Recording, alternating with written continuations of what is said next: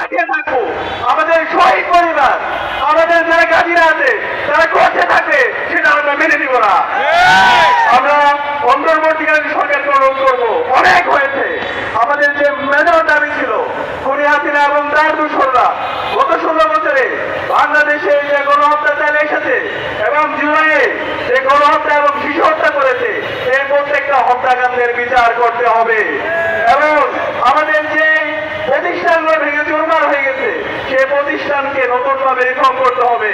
এবং আমি বাংলাদেশের মেজর পলিটিক্যাল পার্টিগুলোকে বলতে চাই, জুলাই পরবর্তী বাংলাদেশে একটি প্রজন্ম তৈরি হয়েছে, তারা আর প্রতিবাদকে ভয় পায় না, তারা প্রতিবাদ করতে শিখে গেছে। তারা কেউ শিবির করে না, ছাত্রদল করে না, জামাত করে না, বিএনপি করে না, কিন্তু তারা সত্যকে সত্য বলতে শিখে গেছে। আপনারা যদি জুলাই বিপ্লবের যে স্পিরিট সেই স্পিরিট লালন না করেন, শহীদদের সাথে যদি গাদ্দারি করেন, খুনি হাসিনার যে পরিণতি হয়েছিল তার চাইতে খারাপ পরিণতি আপনাদের হবে।